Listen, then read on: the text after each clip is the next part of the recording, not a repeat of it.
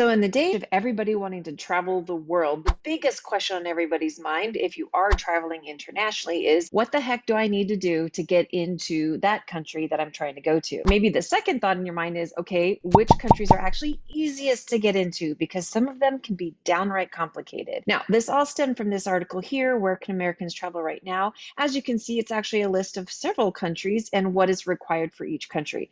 I'll link this below if you'd like to take a look. But when I was looking at it to do a video on all of the countries, I realized there are actually some countries that are very difficult and tedious to try to get into, and it may or may not be worth your time to do. Now, this is what I mean by tedious. If you look at Albania, some of these countries, for instance, are like Albania in that they have curfews, you have to have health screenings at the airports, there are restrictions on the countries you can pass through on your return home, and then other ones such as this here, not only do you have to be fully vaccinated, but you actually have to get pre-travel authorization 7 days prior. So then what happens if you don't get the authorization on time? So it's these type of countries that I was trying to weed out in order to get to the ones that are very simple in regard to this. So here are the 8 that I found that are actually fairly easy to get into this year. The first one is Belize. They are actually very, very simple to get into. Basically, all you do is fill out a customs and immigration form. You have to stay in a gold standard hotel, which I'll talk about in just a second. You have to have a negative test, whether or not you're vaccinated. Vaccines don't matter. They want a negative test from everybody. And it is a PCR test within 96 hours or an antigen test within 48 hours.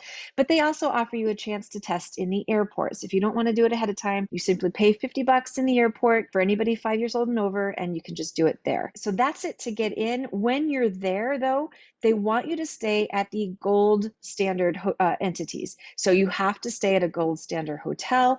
You have to go to gold standard attractions, restaurants, gift shops, and so forth. The one thing you're going to have to do is when you make your hotel reservation, you're going to need to print out a copy of your reservation because they're going to want to see it when you get to Belize. Coming up next is Belgium. Now, Belgium looks complicated when you look through all of these different requirements, but really it all boils down to you have to complete a passenger locator form, and it has to be within 48 hours of your arrival because they're going to be asking health specific questions. That's why it needs to be within a 48-hour window, and that's for everybody. And then if you're fully vaccinated, you just show your proof of your vaccine. There's no quarantine or testing requirements. If you're not vaccinated, you simply need to have a PCR test within 72 hours of arrival, and that is for 12 years old and older. If you're from the United States, that is all you need to do to enjoy the beauty of Belgium. Next is Costa Rica. So for Costa Rica, it's actually fairly easy. Everybody has to complete a health pass, whether they're minors or not. You have to complete one form per person. Has to be done 72 hours within your arrival into the country. And then it takes a little bit of a turn. If you are fully vaccinated, all you do is show that proof of vaccine. You actually can attach a copy to your health pass, and then that's all you need to do to get into the country. And if you're American, you can simply show your vaccine, the white card, and that's all you need to do. Now, if you're not vaccinated, the weird thing is I don't see anything about testing, about negative testing. However, they do have this health insurance policy requirement that they want if you are not vaccinated. If you are vaccinated, you're waived from having to have this. But if you're not vaccinated, you have to have it covering these certain things: your full stay, $50,000 on medical expenses, $2,000 of lodging. And you can get this from a third party, that's fine, or you can go through one of their specific insurance providers that they have linked here. And again, all of this will link below. But I don't see anything specifically about testing. However, I would recommend that you test just to be on the safe side, just because in case they need it and they just haven't written it down, or maybe I missed it, I would bring a negative test just to kind of cover your butt and make sure you can absolutely get in. Next, we're going to be talking about Denmark. Now, Denmark is another one that's actually fairly easy to get into. What they do is they actually have country color coding. And if you are in America, New Zealand, Australia, Canada, at the moment, and it is currently August of 2021, we're all considered yellow. And so we aren't as bad as orange and red, but we're also not green. So we have a little bit of hoops to jump through. If you are fully vaccinated, then all you do is prove your vaccine, which can be with your vaccination card. If you're not vaccinated, then that is you have to test before entry on your way in, and the test needs to be PCR within 72 hours or antigen within 48 hours. And then when it says request test required after entry, they simply mean you test in the airport. So that would just be your second step that you would need to do.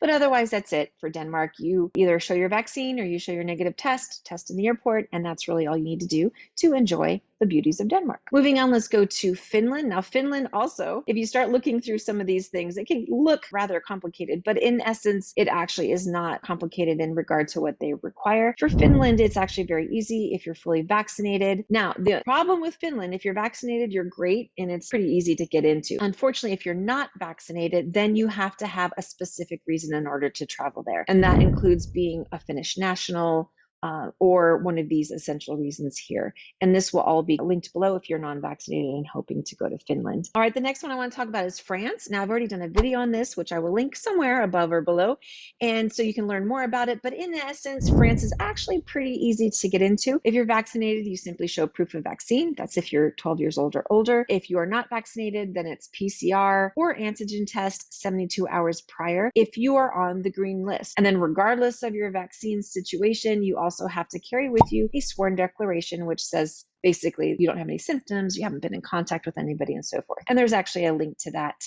that we'll have on this website here so that you can download that and have that available when you're traveling. Next, we're going to be talking about Spain. Again, very complicated when you look at it, but ultimately when you read through everything and break it down, Spain is actually not that difficult. Spain, you have to complete a health control form. It's just their name for the same as everybody else seems to be requiring. It's just really a passenger locator, a tourism form that you fill out for all passengers, and that includes even if you're passing through Spain.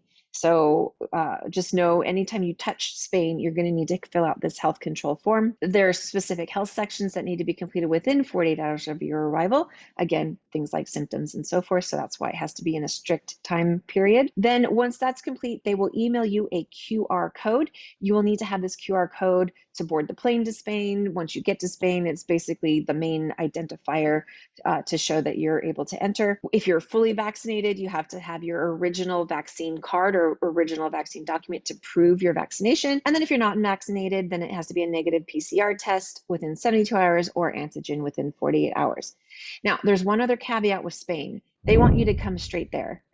They don't want you coming to another country first and then moving to Spain.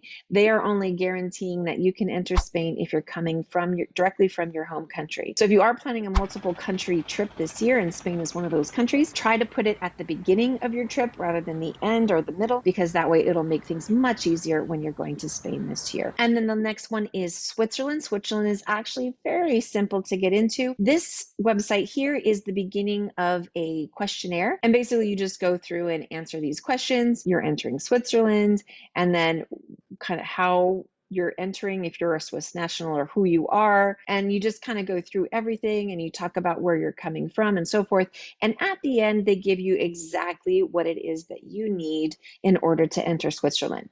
Now, I went through this questionnaire as an American coming straight to Switzerland from my home country. And this is what it had told me. If I'm vaccinated, I simply fill out an entry form before I cross the border, which is an online form. And then I show my vaccination proof, and then I'm exempt from testing or quarantining. And then if I'm non-vaccinated from the US, I have to have a negative PCR test within 72 hours or antigen within 48 hours, pretty common. And then also fill out that entry form before I cross the border. So that was USA. I'm assuming the other light risk countries such as Canada and Australia, New Zealand, and Japan, and some of those other countries are similar. But definitely go through this if you are, even if you are American, and make sure that it is updated to the current information for when you are going to travel. So all that being said, there are a few other things that I want to mention as well. And that number one is this information is as of August of 2021. It can change. And especially with the new variants and Delta variants and everything else happening in the world today, there is a chance that in America, at least, our numbers are going up. There is a chance some of these countries might consider us more risky and elevate our risk level, which will change everything I just told you. So make sure you are monitoring the situation all the way through to when you leave, but also during your vacation, because you don't want anything to change while you're gone. And then something happens that you can't get home, or you get stranded, or something wacky happens and it messes up your vacation. And then the other thing is I have several videos talking about what it's like to travel right now and things you should prepare for and know ahead of time. And so those are linked here. And other than that, I wish you happy traveling, and we will see you on the next video. Take care. Bye-bye.